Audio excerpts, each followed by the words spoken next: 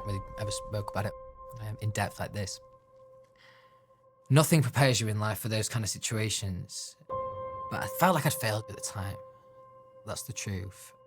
And it's still something that I'm unpacking still, to be honest. Louis, we spoke to your sister, Lottie, about this. Would you like to see it? Louis Tomlinson! I didn't spend my life as a young lad thinking I was going to be a singer. Like, I grew up in a working class town, 7 of us living in a 3-bed house. Like, my mum used to work a lot of nights. She had to play dad as well, so I would have to get my sisters ready for school. So people in Doncaster didn't get those opportunities. And then the X Factor came along.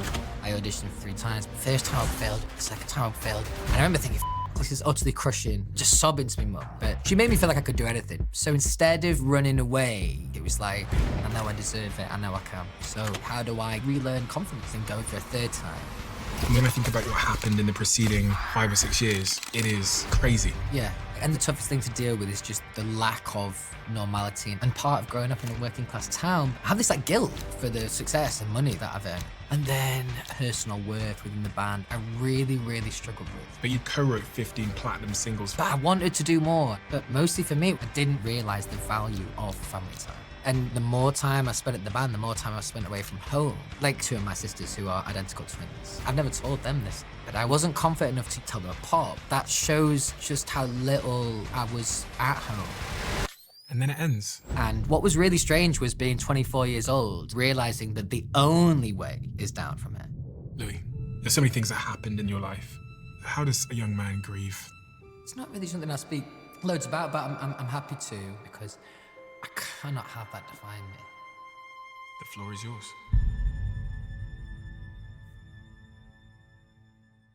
I see messages all the time in the comments section that some of you didn't realise you didn't subscribe. So if you could do me a favour and double check if you're a subscriber to this channel, that would be tremendously appreciated. It's the free thing that anybody that watches this show frequently can do to help us here, to keep everything going in this show in the trajectory it's on. So please do double check if you subscribed, and thank you so much, because in a strange way, you're part of our history and you're on this journey with us, and I appreciate you for that. So yeah, thank you.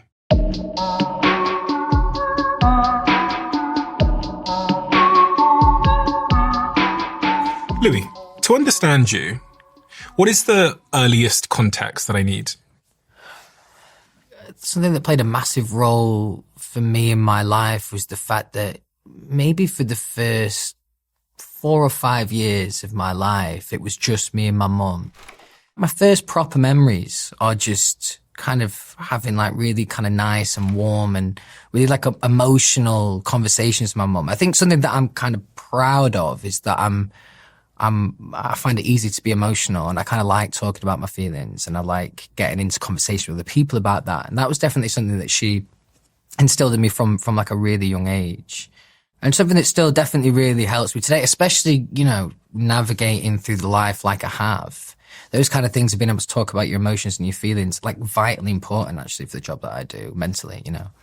So your father wasn't around. Your biological father left soon after you were born? Yeah, it's not really something I speak loads about, but I'm happy to. Yeah, he wasn't involved in my life at all. I've met him like 3 times ever. So your mother played, I guess, several roles in your life. Yeah, my mum was always really good at that. I think she realised the fact that my dad wasn't going to be around, that she had to play dad as well. And she had this kind of mischievous instinct in her, my mum, and definitely kind of inspired some of that. And part of that was her being her, but part of that was also trying to play that kind of dad role, you know, where you kind of lark about and encouraged to do kind of silly things that aren't going to hurt, you know. She was just like, I could get emotional talk about it. She's just the best woman I ever knew, definitely. And also just, I feel so vitally like lucky to be able to have her as my mentor, because she just, everything that I look to in like friends and partners, etc., they're the kind of things that she embodied, really. And you had siblings? Yeah. Lots of them? Yeah, lots of them. So when I grew up, like kind of like the bulk of my childhood, there was 7 of us living in a 3-bed house. I've got a little bit better at it, but one thing I really have struggled with is being on my own. And the more I've thought about that as I've got a bit older, it's because I just never had an opportunity to be when I was young. When you live in a house that, you know, it's 3-bedroom, there's 7 people living in it. You're literally all living on top of each other. And I loved that. Like, it was like one of the best things that ever happened to me being an older brother. Like, it's like one of the definitions of my purpose, I would say. I just like to look after people, man. So like, being an older brother is like a role I feel like I was always supposed to do. And then I think even, you know, as we move through life and a couple of things got more challenging, that role has become more prevalent, definitely. I was fortunate enough to speak to quite a few people that have known you over the years. I heard that was cool. That was cool. Yeah, and I was just listening to some of the recordings of those conversations, like Nizam. Yeah. He's your childhood best friend. Mm-hmm. Yeah. Cal, who's your photographer and videographer. Yeah, love Cal. Throughout the years. And Lottie, who's your youngest sister, 6 years younger. Mm-hmm. And it's interesting that one of the things they all came back to is that you really haven't changed. I appreciate that. That gives me goosebumps. Yeah, but that's what they said. Like your best friend from childhood said that's one of the most remarkable things, that you're still made out of the same stuff and you've never turned around and thought you were anything more than you were back then when he knew you. And that's one thing I love about him, you know, as a friend. I've never said this to his face, but, you know, he's a real guy. Like, you know, he's never turned around to us and ever said, oh, I'm this big shot now, or that ego, you know, that's never played, and he's never been embarrassed of us. You know, he's a real guy.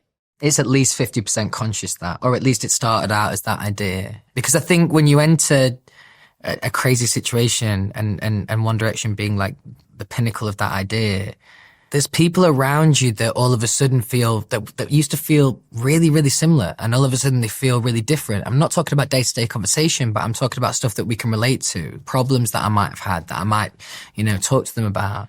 And I think that's quite an alienating feeling. So instead of kind of just submitting, I've always resisted that. It's been really important to me. And those kind of things, you know, hearing that and hearing other people say that about me, that does make me really proud, because there's definitely, you know, it's definitely a lifestyle that can kind of sweep you away. But I think the other side of that and getting swept away, I don't really like the idea of what that might look like. And I think you need people around you that are going to tell you if you're being a dick, like vitally important in this job, definitely. And those things, I think when you're surrounded, you know, like a lot of successful people are, when you're surrounded only by success, it breeds a funny kind of narrative. To be respected from people in Doncaster like that means a lot to me, definitely. So that's another reason why, you know, I wouldn't drive through the streets of Doncaster in a fucking Ferrari or whatever.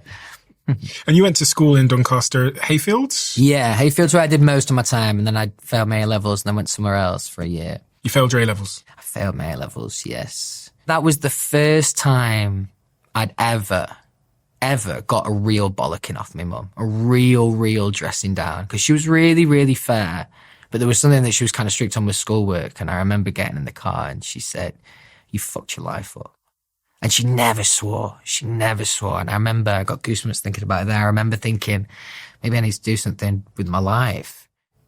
At 15 years old, 15, 16 years old, you joined a drama group. And I was watching actually just before you arrived. At 17 years old, you got the lead role in Grease.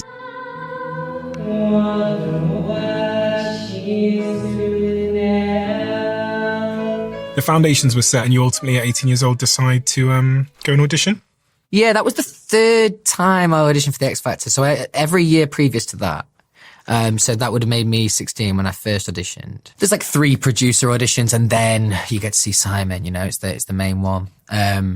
And the first year I didn't get through any of them. The second year I got through the first round. And then for a final time I said to myself, well, I'm going to give this one more shot. Cause that was another thing at that age. It's one thing saying you're resilient, and I do think I am, but it's a lot easier to be resilient at that age as well. Definitely. It's really surprising that someone would go to the X Factor once, be rejected essentially, go again, not make it, and then go again without having their self-esteem or their confidence knocked to the point where they go, I'm not going to go through that again. Because every time you got to come home, you got to tell your friends and family it didn't work out. Yeah. Well, the first year I can remember it being utterly crushing. Like I'd not really had real rejection at that point. I hadn't really experienced that kind of thing. The second time I went was even more challenging because I went with what I'll describe as like the hottest girl at school at the time, right? So she's also a singer. We got talking like months ago. Turns out she wants to audition for the X Factor as well. I'm like, well, let's go together, thinking this could be like a smart little play. She goes before me. And I think at this point, I feel like I was still in the queue, and she showed me that she got through to the next round. It was like a gold ticket. I then didn't get through. And then because I was with her, I was traveling with her, we then got ushered into a room of, say, 200 people, and every single person in the room had a yes. I remember that being really, really challenging. You're just surrounded by people that are dreaming, they're really, really excited about what does the next stage look like. And that created a bit more fire, I think. It was like, okay, how do I get on the right side of this next year? How do I be in this group of people next year? Did your mum play a role in you going for that third year? I can't remember specifically, but I would say if I would have had any level of doubt, 100%, the musical that you just referenced that I did at school, I didn't want to go to that audition, and she literally picked me up and drove me there. And I was so thankful that she did. She was often very, very good at, pushy parents that's not good. She was never like that. She always had the right amount of force, because sometimes you need that as a kid, and especially actually even as adults, in a situation where you're second guessing something, as soon as someone goes, go on, you can do it. You're okay. So I think that definitely played a big role in that. Even if I suggested that I wasn't going to go to this audition, throughout the year, she will have been giving me 100 different reasons to go. Now, not literally, but just from a confidence point of view, the way that she was talking to me, how she always just put me on this amazing pedestal. She made me feel like I could do anything, definitely. And I think that helps in those kind of situations, going for it for a third time, because my mum's saying I can do it, so maybe I can.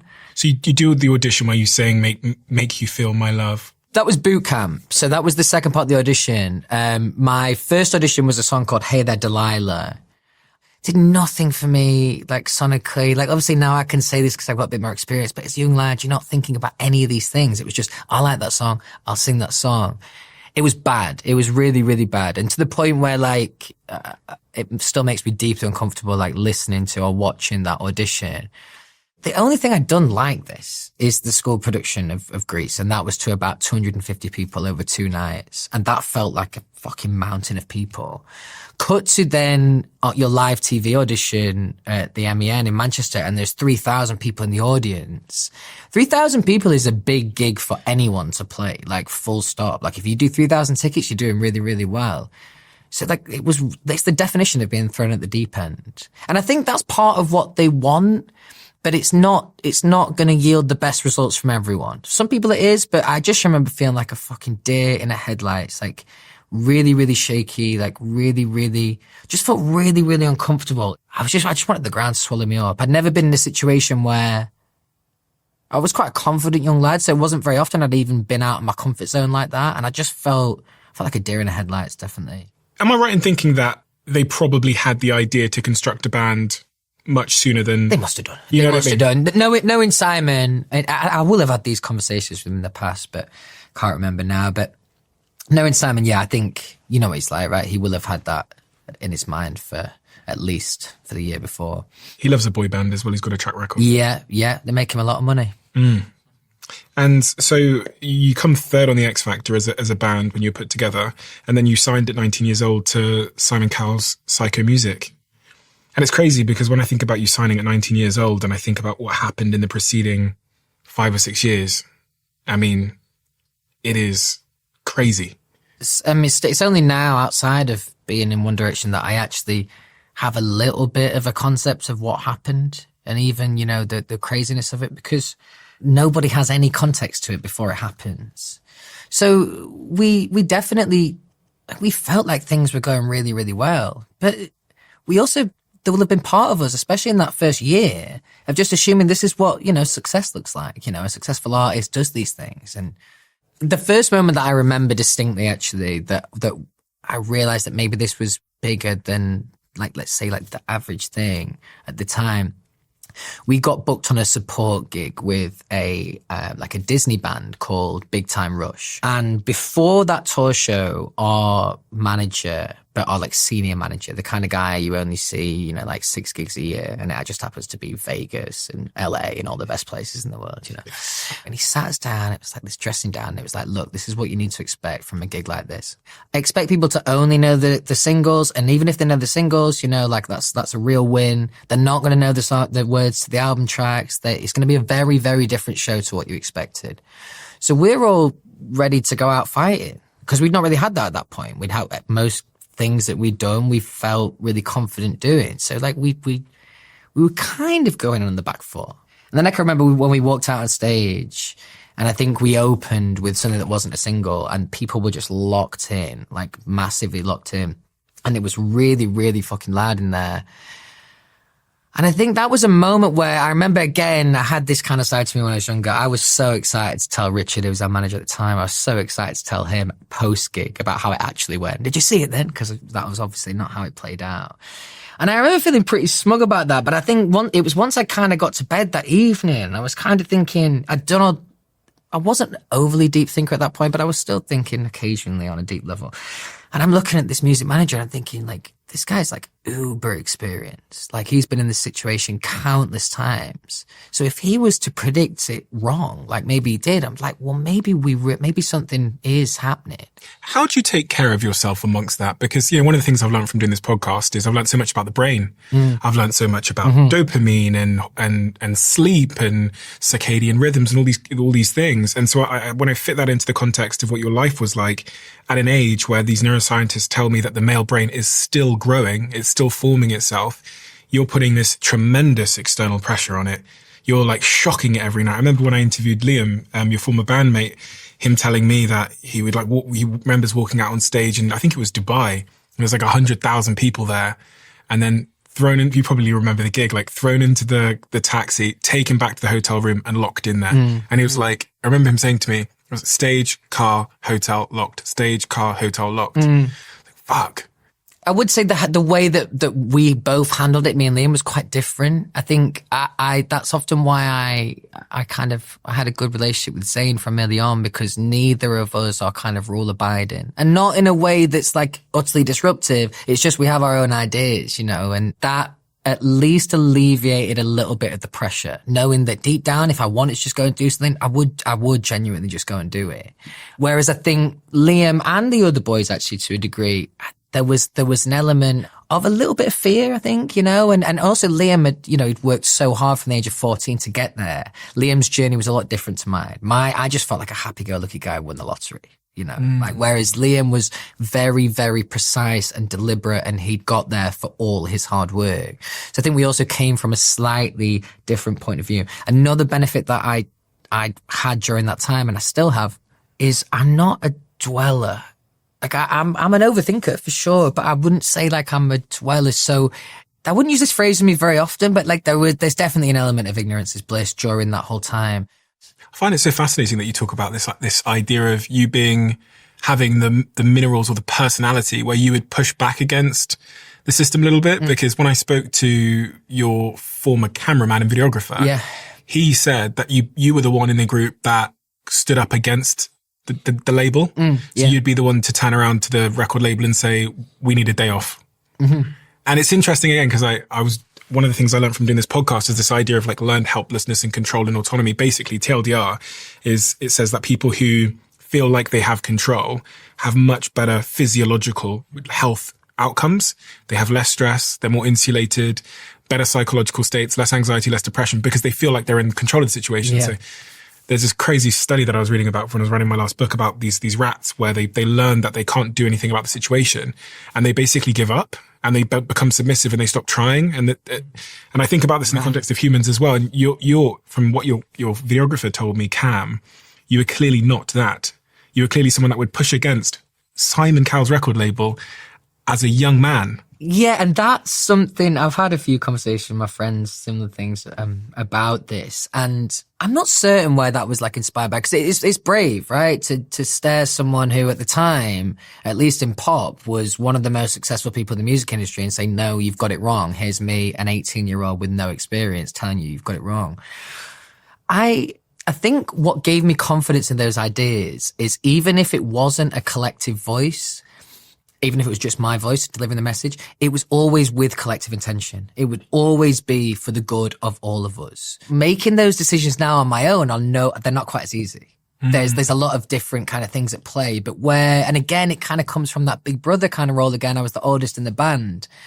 It was kind of my role in the band, I think, to kind of to do that. And I realized that by far I was the most opinionated in the band, definitely. So I think I wanted to use that for good and not just chatting shit about someone on Twitter or something. Another important distinction about One Direction is this is not like disrespectful to Ed. Like, I appreciate I was in a boy band. I know that, right? But like, if there would be like one genre of music that I would think might be the most naff, it's boy band, if you could call that a genre. So going into One Direction when I was 18, you know, growing up in the north of England, it's like real, it's kind of like snobby musically, you know, there's like real music and then there's boy bands, you know. So having that kind of feeling going into it, it was that was why it was easy to kind of push against some of these old school ideas, because they were the ideas that the reasons I didn't like these bands is because they all looked the same and because they all felt very kind of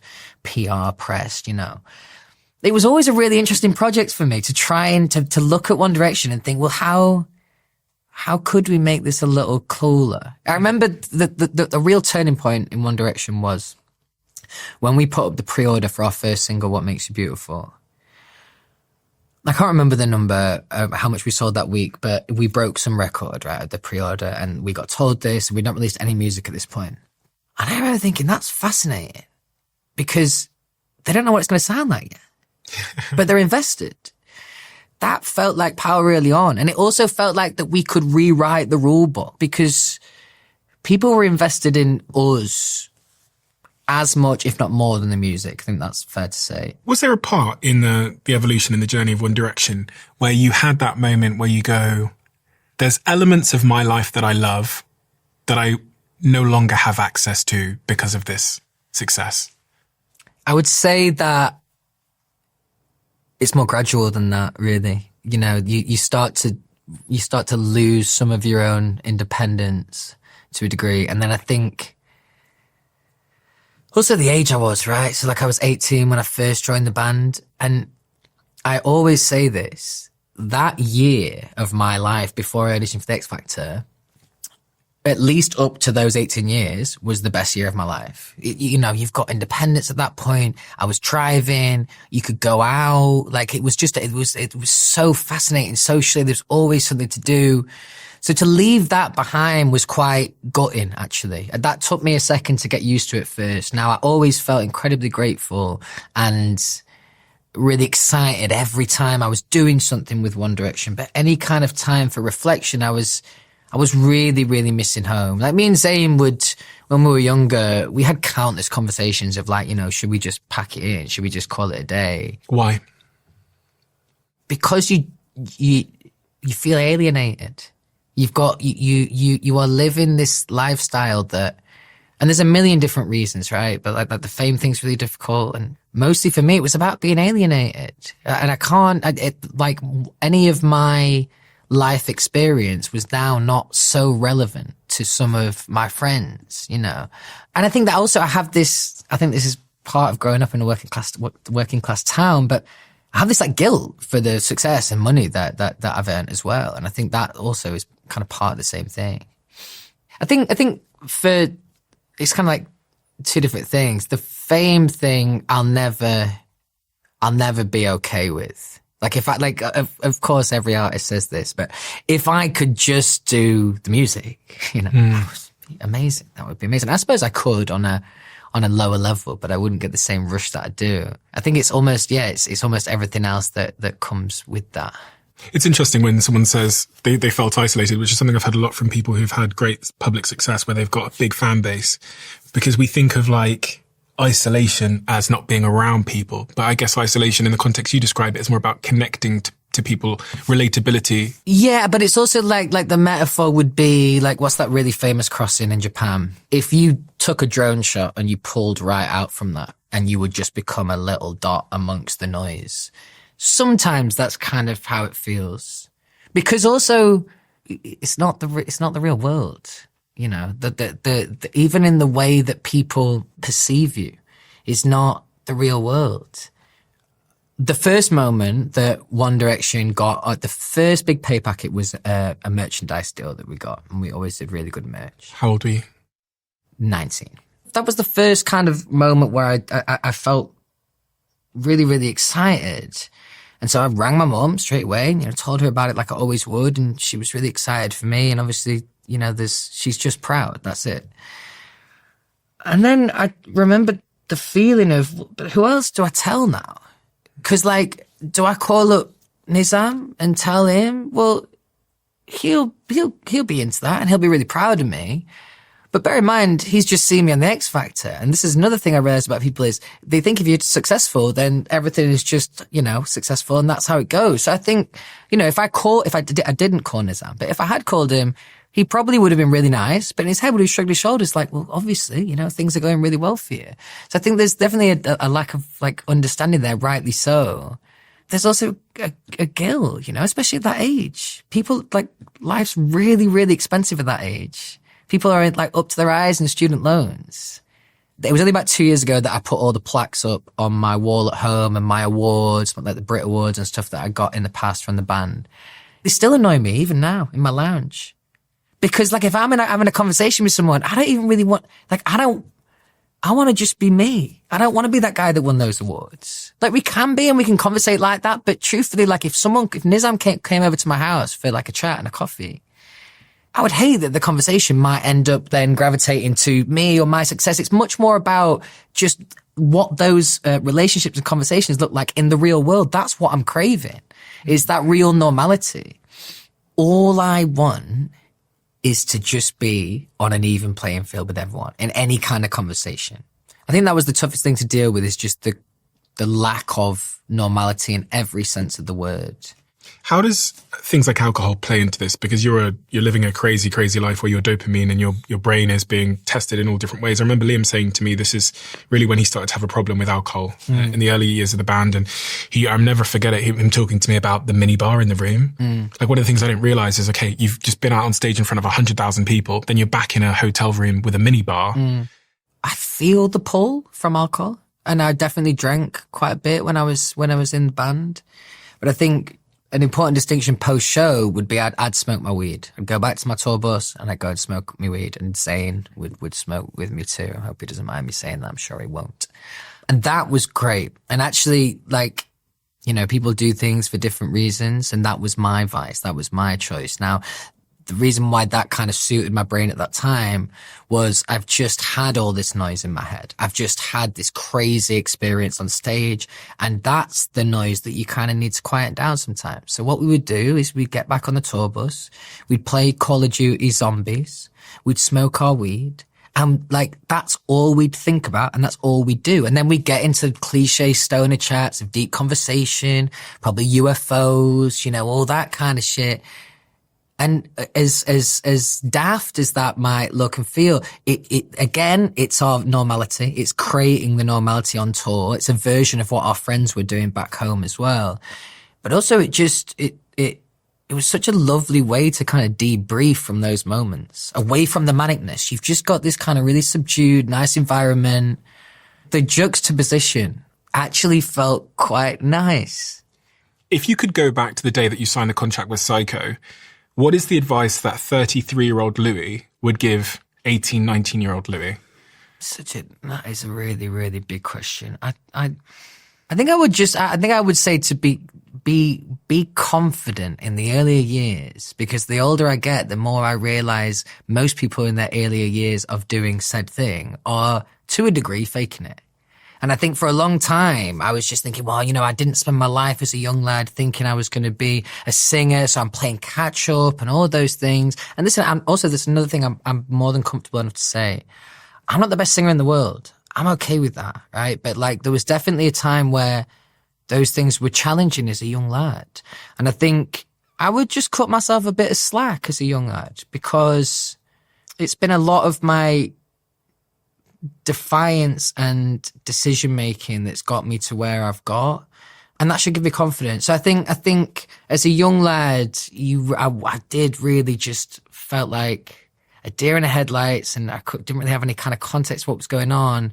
And I think when I'm talking about these things, I'm not talking about no, we're not going to do this Disney performance because I don't think it looks good for One Direction. I'm talking about more introspective, personal worth within the band, all those kind of things. I really, really struggled with that as a young lad, big time. So I would say I would give myself a bit more credit there. You really struggled with that. I found it really tough. So like as I said before, like I was the kid who won the lottery. Like I sang my first audition for the X Factor. Didn't feel like I did a good job. Was really surprised that I got the 3 yeses.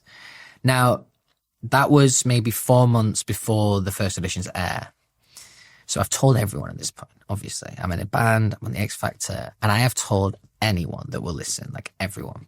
And actually neither me nor Niall got any TV time on our audition. So the irony is we get put in this band, but people have no idea we are.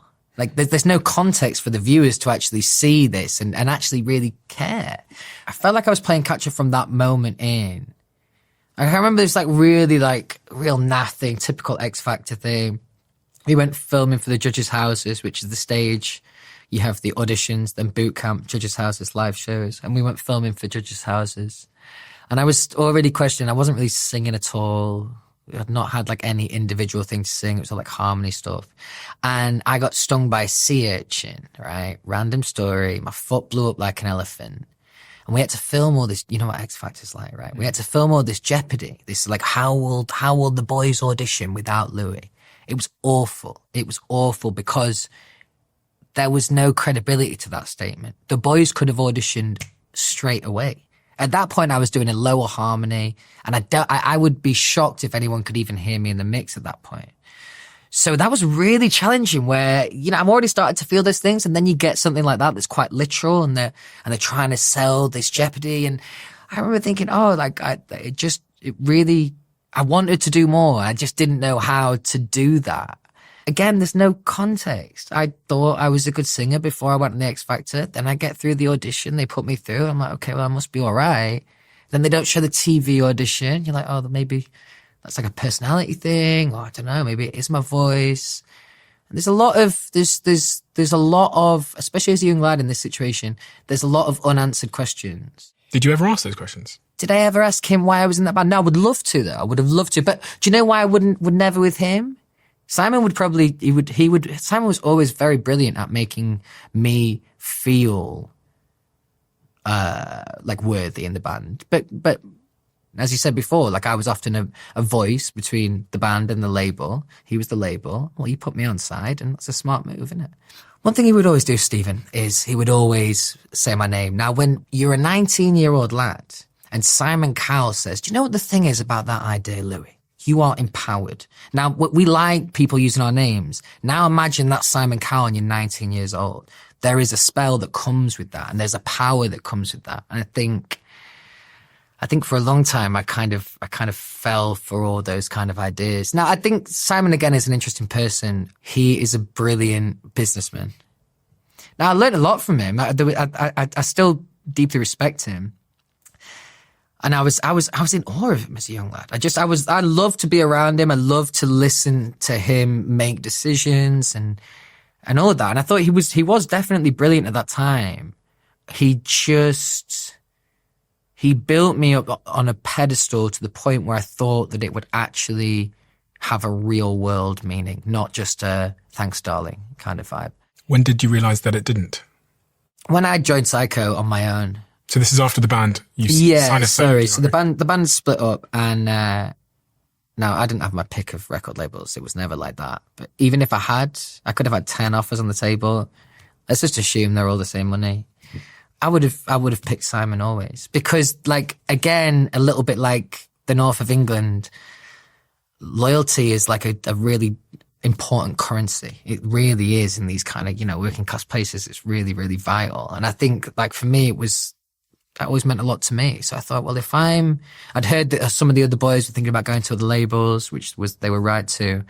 And I'd found out I was the only one that was going to stay with them, and that just motivated me more. So all the other boys went and joined different record labels, some of them not even within labels that were in Sony, which Psycho was part of.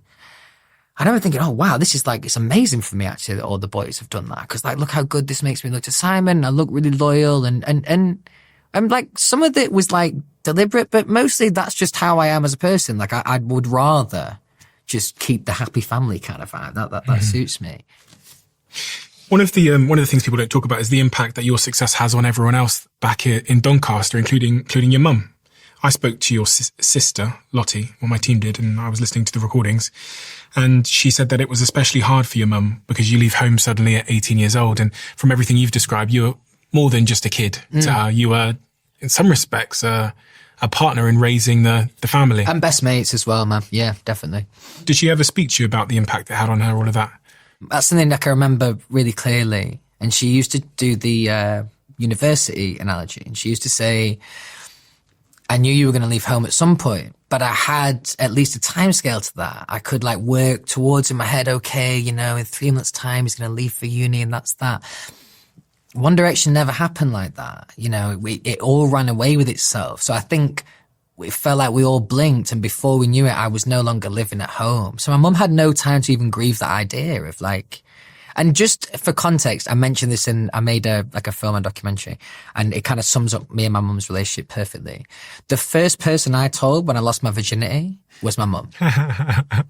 Like as if I was telling like one of my lad mates, and I wasn't telling her for any other reason other than to show off and be like, guess what happened today? and we definitely had that kind of energy together. You know, I always saw her more as a best friend than anything else.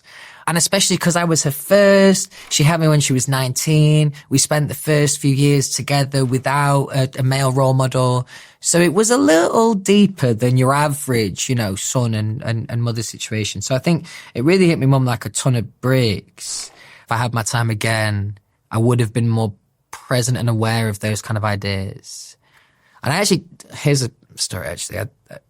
I've never told Daisy and Phoebe this. Daisy and Phoebe are two of my sisters who are identical twins, and they're about 4 or 5 years younger than Lottie, so they're about 21. Now, I could always tell them apart perfectly, but they look utterly identical, these two, especially when they were really young.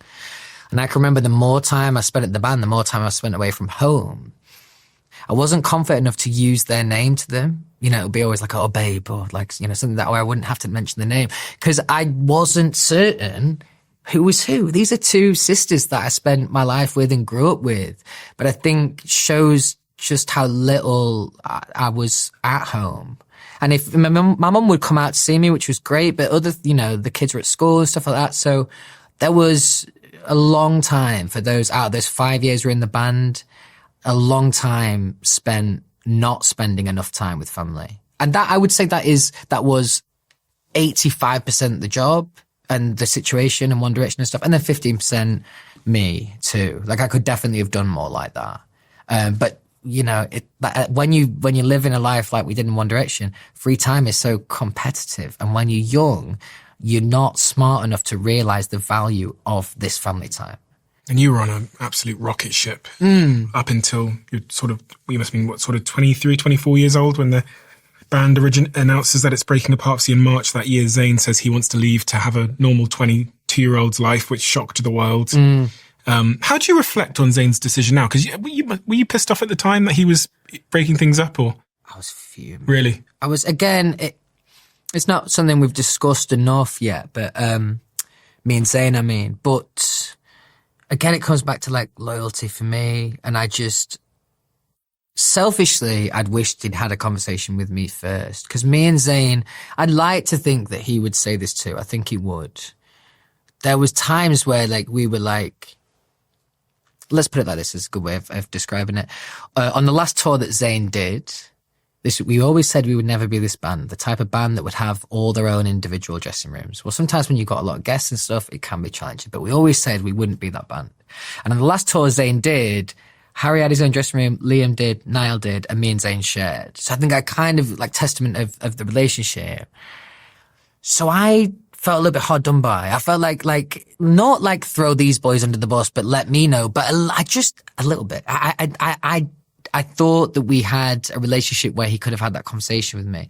In reflection, and he hasn't told me this, we'll see when I chat to him about it. But I think if he told me, I would have tried to tell him to stay. And I think that's probably one of the reasons why he didn't, because he knew I was always very opinionated. So how did you find out? That evening, the night before we found out, everything was normal.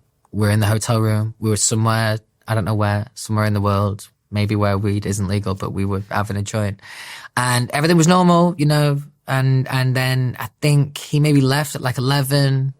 He was cool, wasn't like in a bad mood or anything like that, you know, good night, lad. And then the next morning I woke up, we had a shoot with like Coca-Cola for some sponsor thing. And we found out that he wasn't coming. Now, like I had this in me too, but like Zayn was quite prolific for it. Like this wasn't out of the ordinary. Like if Zayn, I always rated him for it. If he didn't want to do something, like he literally wouldn't do it. Like you name the thing, it doesn't matter. He just, if if it's not right for him, then he won't do it. So I think, well, that's probably why he left the band, you know. And that's what I admire about him, because if I was in his same situation, I would have probably put 6 plasters on it just to hope that we can stay playing Happy Families, you know. I want to know if he regrets it. Not in the way that, like his own personal success has been incredibly successful and he's done really, really well like that. But he must miss it.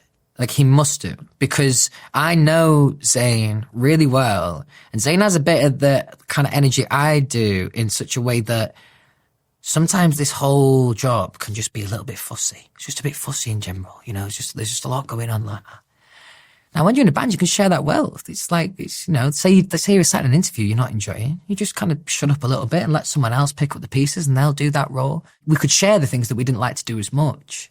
So there must definitely be times that he misses the comfort of that, for sure.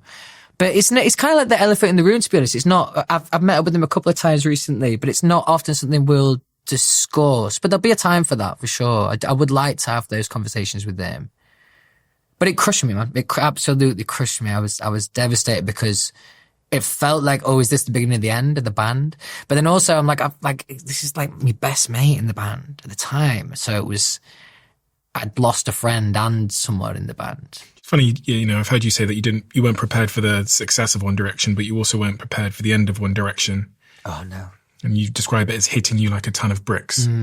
Yeah, it was awful. It wasn't until after the event that I realized that I actually computed all of these feelings, but it was like I was straight grieving for it. That was grieving the band. I'm someone who unfortunately has a little bit of experience in grief, and albeit it felt different, but it was a version of the same thing. It was something that I really wanted that couldn't have anymore. I think like anything like that, you know, like if you're like I'm a glass half full kind of guy. So like I felt the wheels start to turn in motion like that. But you're looking the other way. You're like, no, it's fine. It's not going to play out like that. It's never going to come to that, whatever. And then we had a meeting one day and it did. What happens in that meeting? What's said? Is it Simon saying something? Is it the boys? Is it representatives? It was us boys, which was great. Always how it should be like that, obviously. But I think it almost might as well have been representatives. What's really fascinating is those real serious moments. We wouldn't have a lot of them in One Direction. We were just kind of going with the flow and really happy, you know, for each other and stuff like that. But I think those kind of moments where you have to be selfish, it was an atmosphere that I never really felt in the band. Because normally, like I said, we're arm in arms. It's all this camaraderie. And then all of a sudden you get someone thinking more independently and more for themselves, which, by the way, they have every right to do, of course. But it just felt, the room felt cold that day. I can remember that in particular. It was, I'm trying to find the right metaphor for it, but it was something where these are all the same faces that I've seen every single day, but I'd never quite felt an energy like that in the room. There was like there was this emptiness. And I think probably because we all knew collectively where it was going, you know, and that's probably some friction between those ideas. The thing that really bothered me was, and this again is naive, was so naive at the time, but I was adamant on having some kind of indication of, because it was originally said as, what's that fucking word we've used a million times? Hiatus. Yeah. Which, by the way, is just such a cringy word. So it was originally pitched as that. So I was thinking, I remember saying like, well, if I'm going to try and do some stuff on my own, and at this point I didn't even know what I was going to do, I was like, it'd be good to know how long this break's going to be for. So like, let's speculate. A year, 2 years, 5 years, 10 years, 15 years. I never really got an answer to that question, which I understand now, because truthfully, I don't think the people or person involved was brave enough to answer that question deep down. I think they probably knew the reality, and that's why it was tough. And does Simon try and persuade you back into the band? let me say that by this point, and I'd say Simon was aware of this, but maybe not quite so aware. Because we're a band, after about 2 years of One Direction, absolutely nobody could tell us shit. Now, we were nice boys, we were never like rude or anything like that, but like, so like if Simon had like we didn't have that, he might have had that relationship prior, like back in the 90s when all that stuff was kind of prevalent, but I think we'd always had our own kind of confidence like that. So he was never involved in those kind of decision makings. In fact, he was smart enough to realize that would rub us up the wrong way. Makes sense. And then it ends, and your life goes from absolutely crazy to less crazy. Yeah, it's still something that I'm unpacking still, to be honest, and still trying to work out all of those kind of things. I remember something I spoke about before, but Julian Bonetta, who is a producer who worked on a lot of the One Direction stuff, we had a great relationship with him. Really cool guy. We had this crazy night at, it was like some kind of Billboard Awards in Vegas. Julian, he pulled me aside and he said, and it was like really, it's funny because he's not really like this heavy, but it's a real heavy statement. He'd obviously had a few vodka Red Bulls or something. And he was like, where do we go from here? Now, by the way, the we upset me a little bit. It's like I understand that and we are all in this together, but that question is a hell of a lot deeper for me than it is you. I understand, I get it, but at the same time, you're probably, and what he did end up doing is carrying on doing what he did. And I still don't really know the answer to that question. And in fact, maybe I don't think you can. I think a lot of people's, not everyone's, but most people's natural trajectory of, let's just call it success. I could make a pedantic argument for it not being specifically that, but they have a kind of lineal journey. That the older they get, the more successful that they get. What was really strange was being 24 years old and realizing that the only way is down from here. Like there is no alternative reality where I at least keep up or supersede. No way. There was no chance of that. And that wasn't, it was very obvious. It was very obvious to anyone around it. And still is something that is challenging, definitely. Because you've had a look behind the curtain, now some of the things that maybe I had then that I don't have now, I'm not overly pressed for. Like a billboard for the album in LA or here in New York. Like I don't get those kind of opportunities anymore. Do I lose any sleep over it? No, not really. But I think the feeling in general of I have to work really hard to compete at the level I do. Like that is just a fact. Like I just got a #1 record on the last record on Faith in the Future. Never in a million years when I started my solo career did I ever think that I would be getting a #1 record. It's a testament to my fans, testament to the record, the producers, etc. But I've always had to work on my own anyway. I've always felt like I've had to work really, really hard just to kind of keep my head above water. Now, the reality of that statement is, and I realize that as I say it out loud, my version of head out of water or head above water is very different to a lot of people. Because from 18 to 24, that whole landscape looked very, very different. And that's why I've always found it quite unrealistic to not compare the two. I completely agree with that because you cannot compare them. The two being One Direction and my own solo career. But it's something that you can't ignore. I do a cover. Stupid of me to call it a cover. I realized how funny that is. When I do a One Direction song, I call it a cover, which is really ironic. But I do night changes on my tour show. And I can remember this one show in particular. I think it was like a 5,000 capacity room. And I think maybe we'd done like 1,200 tickets, which, is okay. That's all right. But when you're singing night changes at a gig like that, when you can vividly and visually remember singing night changes like that at, say, Wembley Stadium, and you're literally singing Look How Fast the Night Changes, and you're looking out to this sparse room, it's like a brutal kind of poetry. And that's the point about it being unrealistic, is I could be the most, and I could be the most glass half full guy in the world, but life is going to constantly challenge me like that, definitely, because that was the pinnacle. Yeah, I mean, it's very, very human. Obviously, the example and the scenario you're talking about is one no one can understand. Mm-hmm. But it's the comparison is how we work. It's how we understand the value of things. Mm-hmm. And as you say, going to the top of Mount Everest at 24 means that you're always going to have some kind of sort of even unconscious comparison to everything thereafter. What do you do about that? Do you have to use a different yardstick of measurement? I try to. These are words, aren't they? Do you know what I mean? That's it. Being honest. And some days I live by it. Some days I live by it, definitely. I wrote something on my social media probably like 4 or 5 years ago now, but it was on Instagram, I think, and about my interpretation of the word success, because I'd spent a long time and I only knew through the lens of one direction. And I think that's a constant battle. It's a constant conversation with myself internally that I can measure my own success in a different way. It doesn't have to be a numbers game, you know, in terms of like fulfillment, for example, and like, you know, do it like this latest record that I've just written. Like I feel really, really good about it. There's been an element of me kind of swimming against the tide a little bit to this point.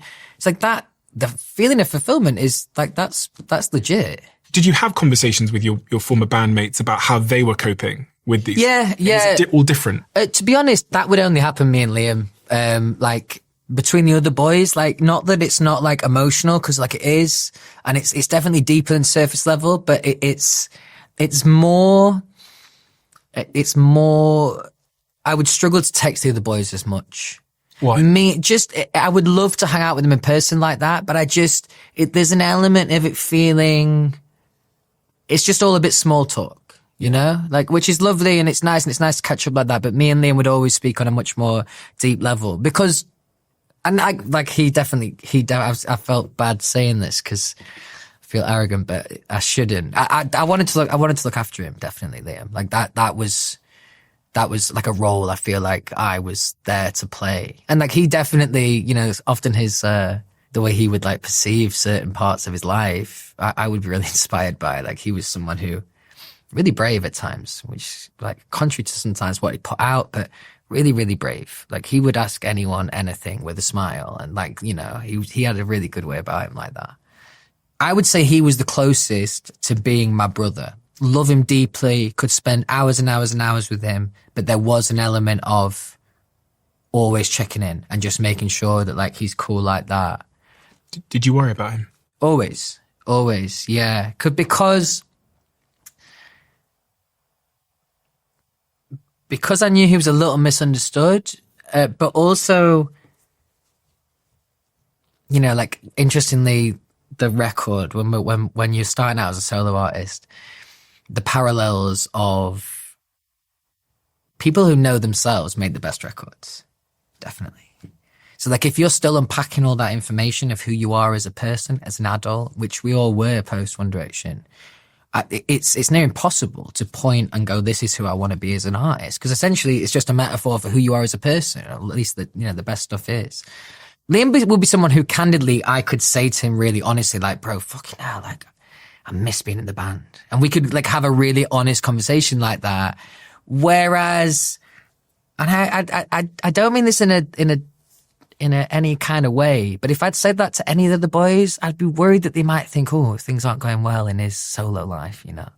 Whereas Liam, I never had to worry about those things. It was like brothers like that. He wore his heart on his sleeve, didn't he? So Liam was Liam. Yeah, definitely. And it's really fresh. That it's a really, really cool way of living. Because we all say, like, even like I would like to say I wear my heart on my sleeve, but you know, there's still 10% of me that's guarded in the right places. He certainly had his way of being. I do, like, as we were saying earlier, I do wonder if that made him slightly more susceptible to the pressures, because sometimes, you know, if you can put on a second face.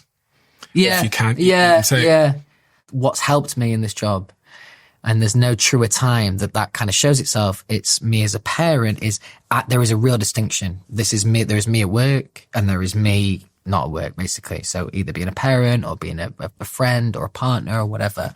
That's always helped me to have that kind of distinction of, you know, when I'm dad to Freddie, I'm full-time dad and I'm not a singer, you know, and any of that world outside does not really matter. It's not relevant to me as a father, which it isn't. Did I ever tell you about the data breach that we had at my previous company? Yeah, I remember hearing about that. Which was a total nightmare. So I'm glad that we now use 1Password. What actually is it, Steve? It's called 1Password, and they're the sponsor of the podcast now. And they have this feature called Enterprise Password Manager, which means that if any of our passwords across the team are compromised or leaked, then it notifies us. And obviously, if that were to be the case, we're at huge risk across the entire team. Through 1Password EPM, you can also store all of your sensitive information. And it's helping us to move closer towards passkeys, which means eventually everybody will be able to log in to pretty much everything without ever having to put a password in. Sounds like a good addition. Yeah, I think it's like the single most impactful security addition you can make to your team, especially if your team has tons of passwords that are all like hidden in Excel files and stuff. To my listeners, if you want to secure your business, head to onepassword.com/DOAC. 1Password is a game changer. It's the future that I always wished would be the case as someone that has, 20, 30 different passwords for 20, 30 different applications. I asked my assistant Sophie to find me a reliable security system for my new place in LA. What she discovered is that most available options have the same issue. They're reactive and only take action after someone has broken into your house. Simply Safe, who sponsors this show, has a completely different approach. If someone's lurking near your home or office, their AI-powered cameras detect them, then human agents who act like a remote security guard take action, speaking directly to the intruder, letting them know they're being watched on camera, and if necessary, triggering a siren or spotlight to scare them off. Or they can call 911 for police dispatch. This immediate response is why I went with Simply Safe. No one else approaches security in the same way, but they have no long-term contracts or hidden fees, so you can cancel at any time. They also have a 60-day money-back guarantee. My audience can save 50% on a Simply Safe home security system at simplysafe.com/DOAC. That is simplysafe.com/DOAC. There's no safe like a Simply Safe. I've never found more photographs of a person's life in my life. Cute, nice little denim jacket. What do you think when you see that photo? It looks like, it reminds me of a nice time. This one? Yeah, I remember that vividly. We did like a full photo shoot in my living room. Yeah, quite like the pose with the hands in the pockets. It's much more nonchalant than I would have actually been feeling. These ones are all the band photos. It's just fucking unbelievable. Like looking at some of the crowds on these images is insanity. Yeah. Oh yeah, my mum took this picture. This was the first picture I ever taken of us. My mum took this. You look super young. Yeah. That again, yeah. So I was the oldest, 18. Then you got the Harry, Liam, and Niall. They were 16, saying 17. And of course, you're. Yeah, I love that picture. It kind of really sums up mine and Liam's relationship. I love it. He will have been telling me a joke that I didn't think was like hilarious at the time, so I'll be giving him that kind of face, and then probably about an hour later I would have laughed to myself about it. And I have these beautiful pictures of your beautiful mother. Oh yeah, they're lovely. I love this one. This is cute, real cute. Yeah, I got a very similar picture to this by my bedside table at home in my bedroom. About a year after you leave One Direction, your mother passes away from leukemia. Thinking about the timing of all these events, thinking about the shock of being thrown into a very different life, one without the boy band around you, and then your mother getting leukemia, which if people don't know is the 12th most common form of cancer. She passes away at age 42. The timing of all these things is quite unthinkable to me because there's so much transition in your life. I'm just terribly sorry. I appreciate you saying that. I don't really have anything else to say other than just understanding what she meant to you and the role she had in your life. I'm terribly sorry. There was definitely, as you said, the timing. Look, obviously, there's no good time for anything like this, but I think the timing, that's what created a bit of. It didn't last too long. I want to say maybe 6 months, but of like true like resentment for the world, like real resentment. Just feeling really hard done by, It's the kind of, one thing I remember about grief when you're in the midst of it, you could stub your toe, right? And something like that is utterly unjust. Now, that's something you might have done. Say none of this ever happened. You stub your toe. It'd be annoying, but you just get over it. Little things like that, I really, really struggled with when I was grieving. So it's things that should work a certain way that don't. There's a zip on my jacket that won't quite go all the way up. Real micro, non-important little things. But I think because of the weight of the stuff that had happened, there was a moment in my life, as I said, for about 6 months where it just felt like I couldn't win. And in fact, I could only lose. So that's where even just stubbing your toe, you'd be like, oh, another fucking thing. Now, it sounds stupid to say, but once you're met with when you're met with that kind of mindset of feeling hard done by, the smallest things definitely can amplify that. When did you hear that she was sick? I got friendly with a footballer called Jamie Vardy, and he'd invited me to his wedding. So I was at the wedding, and now it was like the party afterwards, and it was like 10 p.m. At this point, I'd already had quite a few vodka Red Bulls, which was not ideal for the weight of the conversation. My mum called me. I was stood outside. It wouldn't have been out the ordinary for my mum to call me, so I wasn't worried or anything like that. She called me like most days, if not every day. And then she told me, and you know, like what it's like, anything like this in life, when you hear something like that carries any kind of weight, like the first 10 thoughts are either it can't be true, maybe she's got it wrong, maybe the doctors have got it wrong, just all these stages of denial of before actually, even embracing the thought. It wasn't kind of really like me. I didn't even feel like it was like a cry for help at the time, but that night I got absolutely battered. I got really, really drunk. There'll be nights where, and this has been nights in the past where I'll have a little bit too much to drink, more from not knowing my limit. But in this kind of situation, it's not something I ever really used drink for, to be honest. But I felt the only way just to completely escape that moment at that night.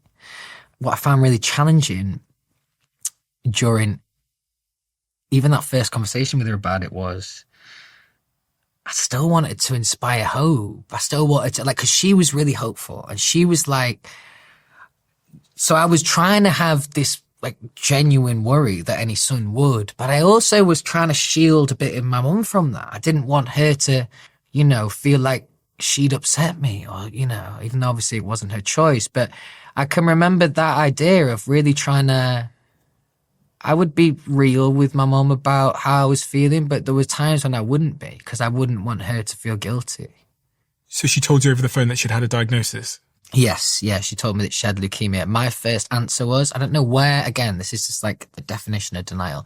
My first answer, word for word, was, oh, that's the good one to get though, right? Meaning that has the most survival rate. And bless her, she has to be like, no, not really. And how long was it from that phone call till her passing? I have no idea. I could not. My guess would be 18 months. I think it might have been quicker than that. The anniversary of her death, I get texts all the time. And whenever the anniversary is, and someone will say, thinking of you today. And it's only at that point that I know that that's the day. Because it's deleted from my brain. She passes. Because you don't have your biological father isn't around, you're very much at that point, you're in some respects, you're the father of lots of siblings, because you're your big brother. You went out on stage 3 days after her death for an X Factor performance. From what I understand from Lottie, she very much pushed you to do that before she passed away, and told you that you needed to do that performance. I'll never forget the X Factor final performance that he did with Steve Aoki when my mum had only passed away like a couple of days before, which I still can't believe he even, had the strength to do. But my mum was just so proud of him, and especially him starting his solo career. Even in like her final days, she was like, if I don't make it, I still want you to do this performance. And when she did pass, we were like, there's no way, no one would have expected him to do it, but he wanted to do it for her. And I knew exactly what that was. I knew why she was telling me. She was telling me because she would have hated something that had happened to her affect my career and my life as a person. I would do it again for her. I don't think I'll ever have a more challenging time in my life than those 3.5 minutes on stage. I did it only for her. I didn't, it's not something I look back on and go, I'm really proud. I am proud that I did that, but that you almost say those kind of things when you want to do something, right? I'm really proud that I did that. That wasn't it felt like it was taken out of my hands. I didn't want her to have that guilt, but it was the last thing in the world I wanted to do.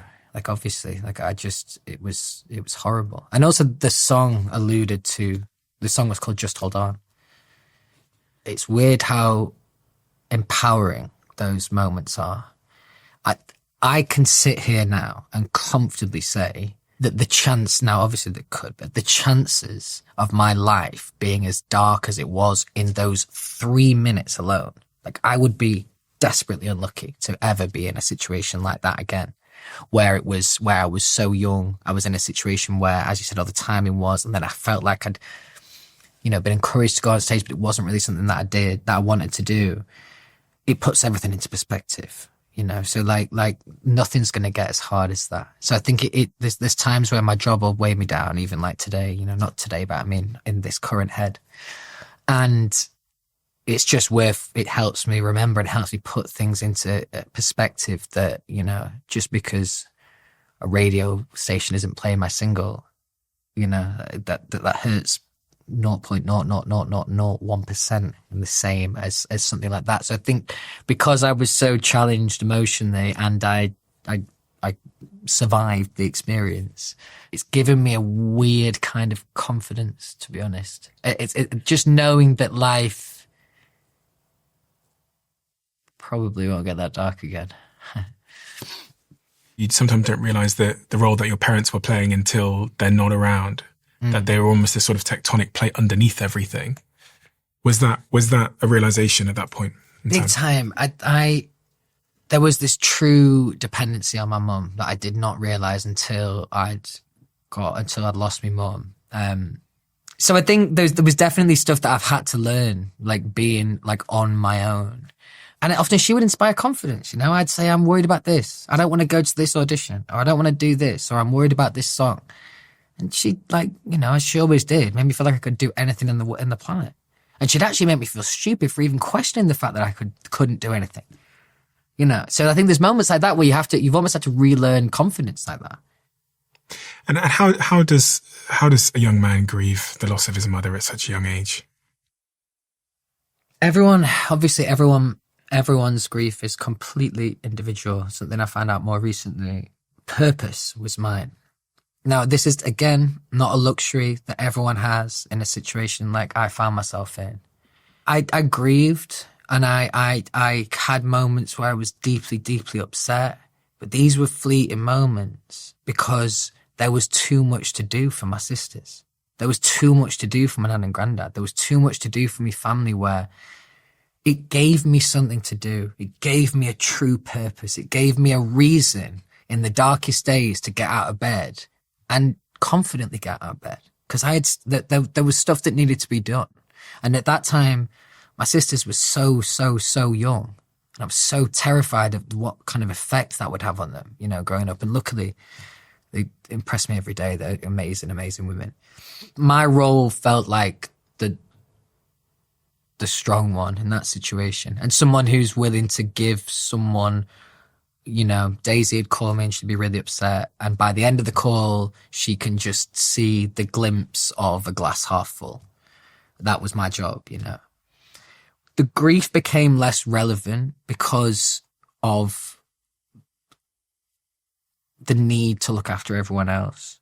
Like, sometimes might get asked, what advice would you give to people with grief? It's just an impossible question to answer, just because I'm still feeling it. Like, you could, and the interesting thing about that is you could spend 2 weeks with me and you never knew me and you never knew my life story. Never in a million years would you think. So I don't carry myself like that. I'm not someone who's down in the dumps like that, but it's still there. It will never go away. What are the symptoms of it still being there? There is this air of unpredictable, this feeling of, and that's sometimes where my positivity comes from too. Things could change tomorrow. So I suppose that is, and that kind of jeopardy and that kind of idea, that's how I would interpret it. That, and because for any grief that I've experienced, it has been relatively quick. I haven't really had a lot of time to compute these kind of ideas. Does that create a certain anxiety with life and a certain worry for life that, if the foundations are uncertain and bad news can arrive at any moment one would, that seems like the breeding ground of worry and anxiety. I actually wrote that down earlier because when we were speaking earlier, you said, I wasn't a worrier back then. When you're talking about your childhood. Yeah, I didn't used to be a worrier. Now, I'm sure most people can say that, right? Your worry levels, or at least for most people, you have less worry when you're younger, You haven't quite understood all your emotions yet, really. Do you have anxiety? Do you struggle with it? It's like, I experience it all the time. Is it something that kind of controls me? No. I'm sure you've heard about this. My vocal coach always used to say to me that the feeling of being anxious and excited are near identical in feeling. And that was something that always kind of stuck with me, really, because not always, but like a lot of like stuff that feels really good can be quite intimidating beforehand, That it was an anxiety that comes with doing something that is out of the ordinary, I suppose. I can distinctly remember, not so much now, but on the first tour, like I would literally, before going out on stage, I'd literally, as futile and as ridiculous as it is, I'd think to myself, like, how do I run away from this? Like, how could I literally run out the door and not do the gig? So maybe that would be a version of anxiety, but it didn't stop me getting up there and doing it, I suppose. Maybe there's the difference. A couple of years after the passing of your mother, you lose your younger sister, Felicity. And the circumstances of her death are deeply, deeply tragic. When I was speaking to several people in your life around you, they talked about how you had done so much since the passing of your mother to support your sisters, how you'd really taken on the role as being the quote-unquote head of the family, is what they told me. And the tragedy is deepened by the fact that she's 18 years old at the time. Again, an unthinkable tragedy for one person to go through in their life, but for you to go through two of these things in succession is, I don't have the words. Yeah, that was kind of what I was speaking about before, that moment of stubbing your toe and that kind of aggravating you. That was just like that idea accentuated. I just couldn't believe, I couldn't believe how deeply unlucky we've been as a family. It was just, now, maybe it's not overly uncommon. People that you lose parents young and obviously struggle to deal with, but at the time, I felt angry at life, and I felt angry mostly on behalf of my family.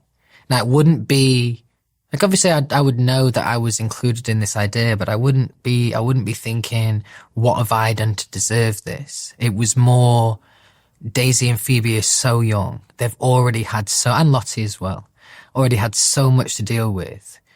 Why this and why now?